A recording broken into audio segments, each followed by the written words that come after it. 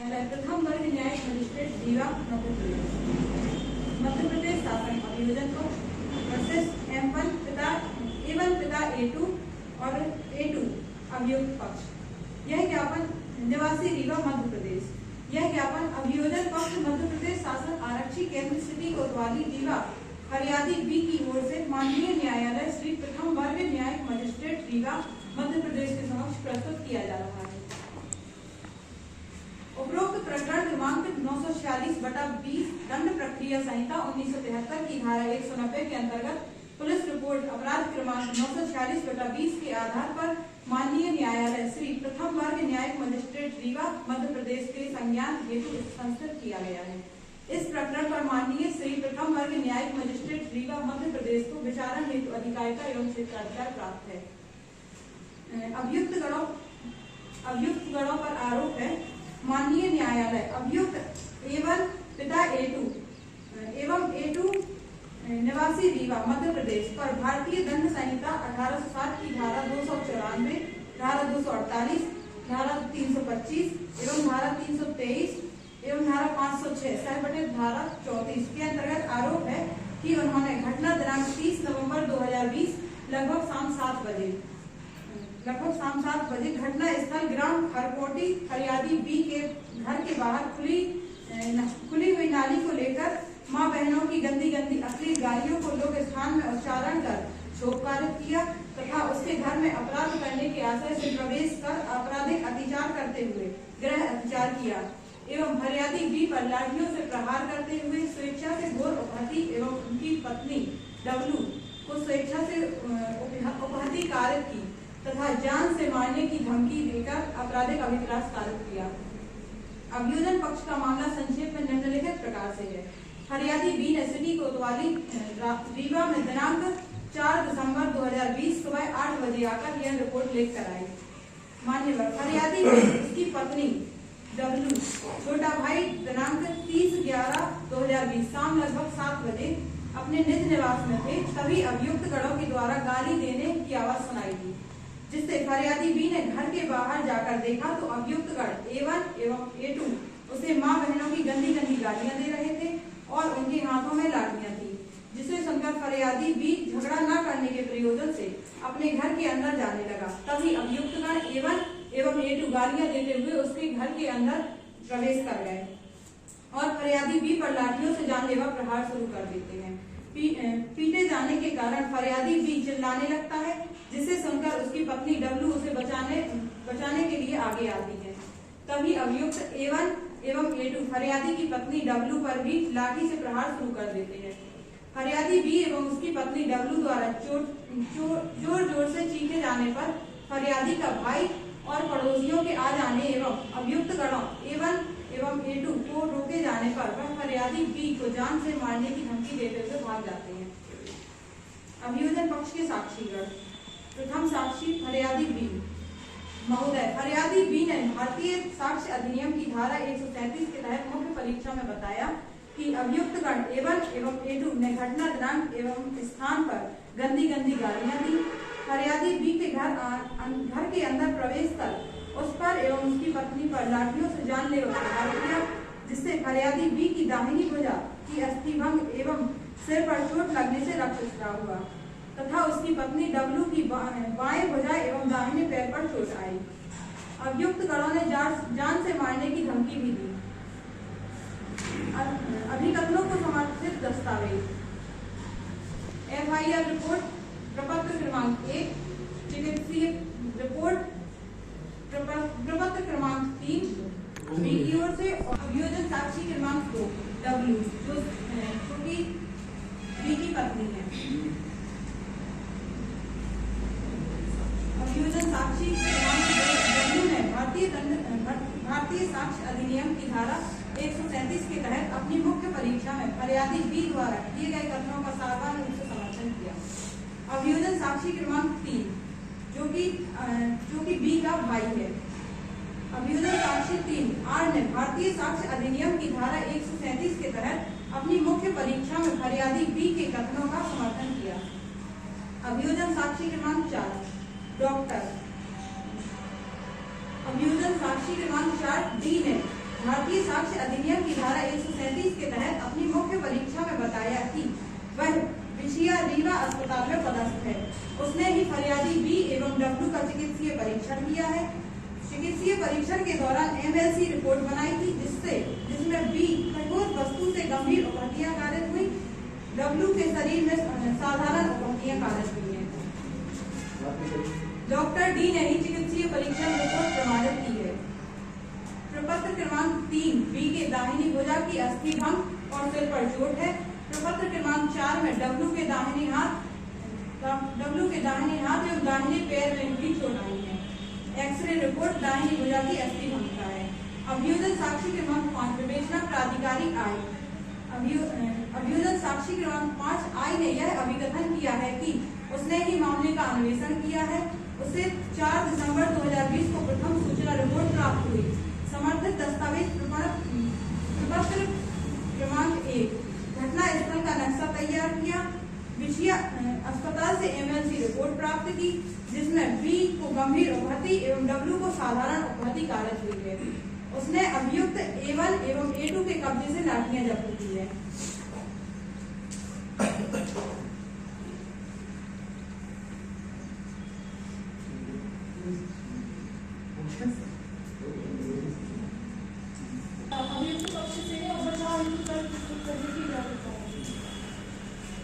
अभियुक्त गढ़ का बचाव है कि फरियादी उनसे रंजिश रखता है क्योंकि वह फरियादी के घर से निकलने वाली नाले के पानी को अपने प्लॉट में आने के लिए मना करते हैं। फरियादी एवं उसकी पत्नी मोटरसाइकिल से गिर गए हैं एवं इन्हीं परिस्थितियों का लाभ उठाने के लिए अभियुक्त गढ़ के विरुद्ध झूठी रिपोर्ट दर्ज कराई गई। अभियुक्त गढ़ द्वारा धारा 313 दंड प्रक्रिया संहिता के परीक्षण के अंतर्गत उनके विरुद्ध दोषिता की प्रमाणित करने वाली परिस्थितियों से पूर्णतः इनकार किया तथा अपने पक्ष समर्थन में पड़ोसी एन के कथन कराए गए जिसके द्वारा अभिकथन किया गया है कि A1 के प्लाट के बगल में ही B का घर है एवं B के घर से नाली का पानी A के प्लाट में ठहरता है जिससे वह दलदल हुआ जा रहा है। A1 एवं A2 पिता पुत्र हैं जिनके द्वारा कई बार बी से निवेदन किया गया कि वो पानी के निकलने की समुचित व्यवस्था कर दे, किंतु बी जो स्वयं एक म्युनिसिपल अधिकारी है ने A1 एवं A2 के विरुद्ध झूठी रिपोर्ट दर्ज करा दी। बी ने अपनी नई मोटरसाइकिल ली है एवं वह उसे चलाना नहीं जानता और मोटरसाइकिल से वह गिर गया तथा उसी से उसे कई चोटें आई। बचाव के लिए कर असंगत और अविश्वसनीय साक्ष्य। अभियोजन पक्ष का मामला है पीड़ित बी और उसकी पत्नी डब्ल्यू की गवाही पर बहुत अधिक निर्भर एविडेंस एक्ट के सेक्शन 102 जो करता है। हालांकि विसंगतियां उनकी विश्वसनीयता के बारे में चिंताएं बढ़ाती है। डॉक्टर की रिपोर्ट जो एविडेंस एक्ट के सेक्शन 45 जिसे वस्तुनिष्ठ साक्ष्य माना जाता है और उसके बयान से भिन्न स्थानों पर डब्ल्यू पर चोटों का उल्लेख किया गया है। यह विसंगति घटनाओं की उनकी याददाश्त की सटीकता का संदेह पैदा करती है और अभियोजन पक्ष द्वारा प्रस्तुत संपूर्ण कथा को संभावित रूप से कमजोर करती है। इसके अलावा पीड़ितों के दावों की पुष्टि करने के लिए स्वतंत्र गवाहों की अनुपस्थिति अभियोजन पक्ष के मामले को और कमजोर कर देती है। घटना की रिपोर्ट करने में अस्पष्टीकरण देरी। कथित घटना और FIR दर्ज करने के बीच 4 दिनों की महत्वपूर्ण देरी एवं महत्वपूर्ण बिंदु है जिसके लिए अभियोजन पक्ष से स्पष्टीकरण की आवश्यकता है। इस तरह की देरी रिपोर्ट की तत्कालीनता और विश्वसनीयता को कमजोर करती है।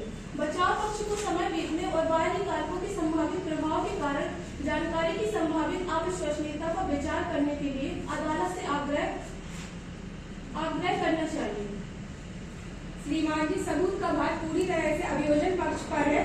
उन्हें यह साबित करना होगा कि आरोपी व्यक्ति उचित संदेह से परे दोषी है। अभियोजन पक्ष के मामले में विसंगतियां, स्वतंत्र पुष्टि की कमी, झूठी रिपोर्ट के लिए संभावित मकसद, संदिग्ध समय रेखा और चोटों के लिए वैकल्पिक स्पष्टीकरण सभी महत्वपूर्ण उचित संदेह पैदा करने में योगदान करते हैं।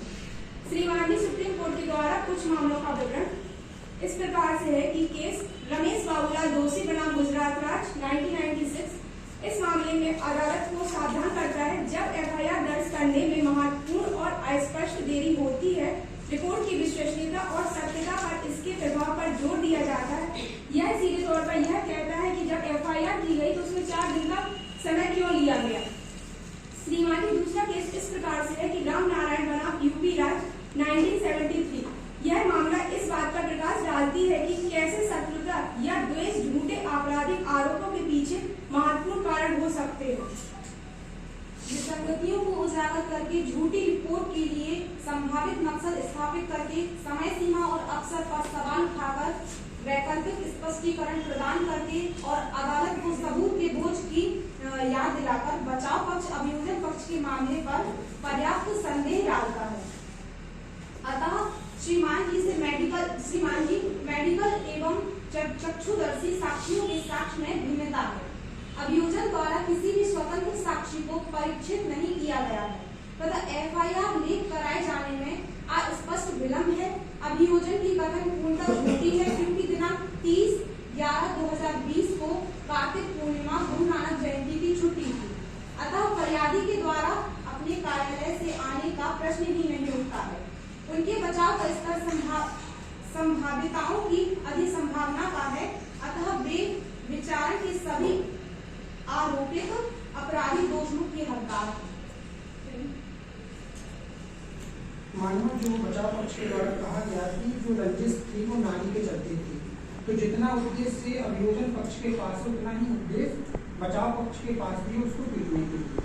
और दूसरा जो मानव बचाव पक्ष के द्वारा कहा गया कि अभियोजन पक्ष मोटरसाइकिल से गिर गया, तो मानव जो उसका ड्राइविंग लाइसेंस है वो आपको दिया गया है। उस और ड्राइविंग लाइसेंस इस बात की पुष्टि करता है कि किसी भी व्यक्ति को व्हीकल चलाना आता है, जो कि विधि के द्वारा न्याय संगत है।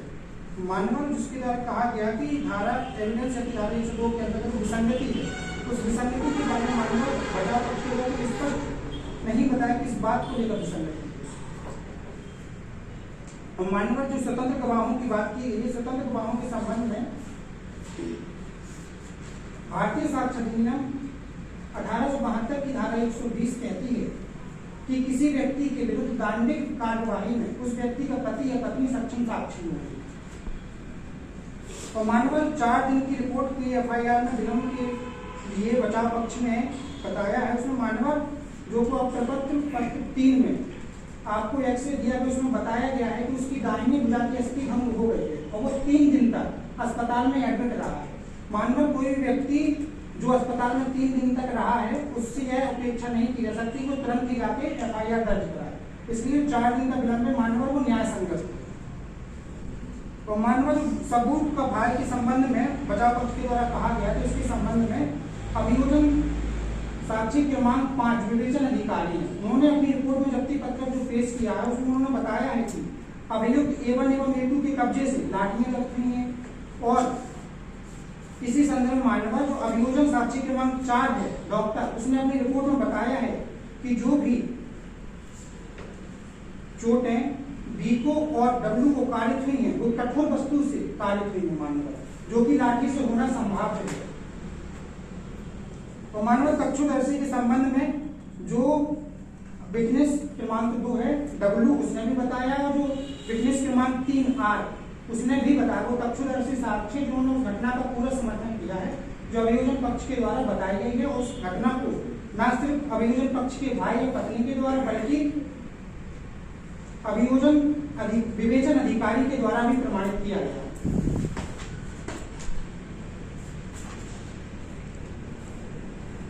माननीय न्यायालय, अभियोजन पक्ष ने अभियुक्त गणों पर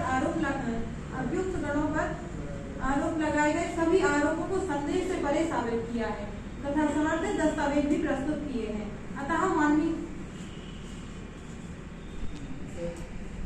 श्रीमान जी, जैसे कि अभियोजन पक्ष द्वारा कहा गया कि लाठी चार्ज की गई, तो उन्होंने तुरंत ही पुलिस को क्यों नहीं बुलाया? वो 100 डायल करके भी तो पुलिस को उस समय बुला सकते थे, तो उन्होंने ऐसा क्यों नहीं किया? और सर वहाँ पे पड़ोसी भी मौजूद थे, तो पड़ोसियों के साक्षी क्यों नहीं ले?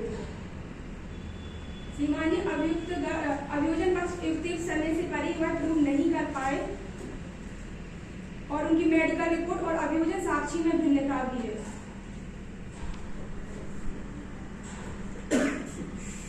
मानव जी बचाव पक्ष कह रही है कि लाठी चल रही थी, उन्होंने फोन क्यों नहीं लगाया?